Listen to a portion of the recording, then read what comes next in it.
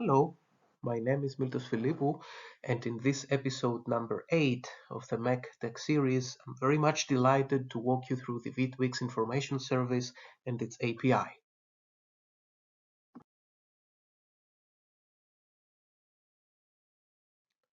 In this episode, we will learn reference scenarios for the V2X Information Service, functionalities of the VIS service, the resource structure of the VIS API, and how the VIS API can be used to provide journey-specific quality of service predictions to a VIS consumer, for example, a vehicular user equipment.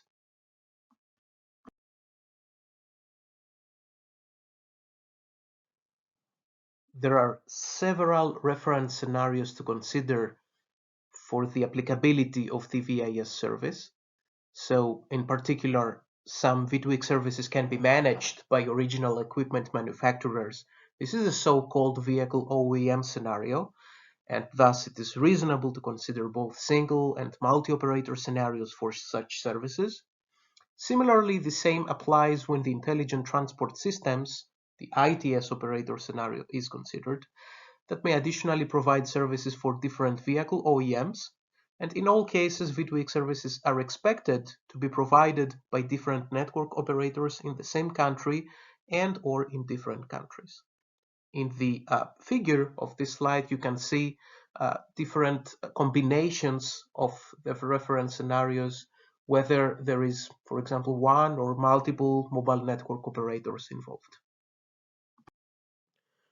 Now, focusing on a multi-operator scenario and the use of different V2X services, let us see what is the benefit of considering multi-access edge computing, MEC, and more specifically the V2X Information Service for the benefit of better performance. So the left-hand side of the figure shows a typical multi-operator scenario, highlighting the case of temporary absence of radio coverage, for example in roaming situations. As shown in the right-hand side of the figure, in a traditional V2X system that is without the VIS service, the interconnection between operators is terminated at the remote side with clear disadvantages in terms of high endpoint latency. On the other hand, thanks to the exploitation of the VIS service, also enabling a horizontal communication between MEC systems, the interconnection between MNOs can be realized with low end-to-end latency. Having provided an overview of different reference V2X scenarios, one understands that the MEC standards have been designed to facilitate V2X interoperability, being in a multi-vendor, multi-network, and multi-access environment.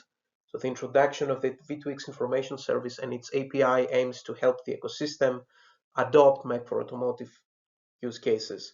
There is a number of main functionalities of the MEC VIS, such as the gathering of PC5 V2X relevant information from the 3GPP network, exposure of this information to MEC applications, also potentially belonging to different MEC systems, enablement of MEC apps to communicate securely with the V2X related 3GPP core network logical functions, so for example a V2X control function, enablement of MEC apps in different MEC systems to communicate securely with each other, and possibly gathering and processing information available in other MEC APIs, such as the Radio Network Information API, the Location API, the WLAN API, and others, in order to predict radio network congestion and provide suitable notifications to the UE. Here we provide an example of application instances in a V2X service using the VIS API. So in the framework of V2X services, a car, such as the one depicted in the figure, is hosting a client application and is connected to a certain MEC host and a related MEC application instance. In presence of multiple MEC hosts, the VIS permits to expose information between MEC applications running on different MEC hosts. Additionally, other remote application server instances can be located somewhere else, for example, private clouds owned by the operator or by the car's original equipment manufacturer. It is important to note that the VIS service may be produced either by the MEC platform as a platform offered service or by the MEC application by means of a service producing MEC application instance.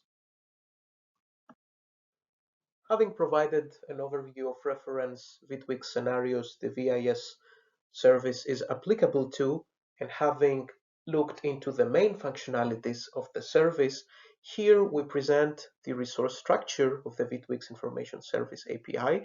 So as it can be seen, both the query response approach and the subscription notification approach are supported by the API. There is a number of resources to consider for the retrieval of provisioning information required for V2X communication, either over the UU unicast or the UU MBMS or the PC5 interface.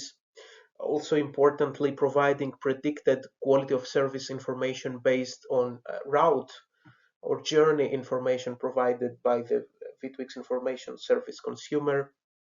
And of course, support of subscriptions and notifications, as well as the publishing of a V2X message to the VIS. At this point, let's look into the example of producing journey-specific quality of service notifications using the VIS. Accurate and timely predictions of the radio environment at locations planned to be visited by vehicles can either trigger, modify, or postpone the application of certain V2X functionalities and or the download of content delivery or software packages. The VIS may expose relevant, that is journey-specific information about the quality of service prediction to authorized UEs. As part of the post request that we can see on the top right, the VIS consumer, for example, a vehicular UE, provides information about its potential routes, that is, the expected waypoints to be visited, optionally augmented by the expected timings of visiting these locations.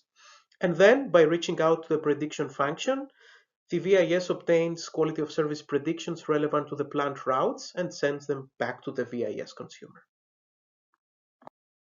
Wrapping up, in this episode we have learned reference scenarios for which the VIS service can be proven useful, main functionalities of the MEC VIS service and its API, the resource structure of the VIS API, and how to request for and obtain journey-specific QoS predictions by using the VIS API. There is a lot of material for the ones interested in finding out more, such as visiting the MEC Sandbox website, going through the ETSI MEC specification MEC 30, looking into the ETSI Forge website, and also following the next episodes of the MEC Tech Series. Thanks for watching, and enjoy the rest of the MEC Tech Series. Thank you for watching, and enjoy the rest of the MEC Tech Series.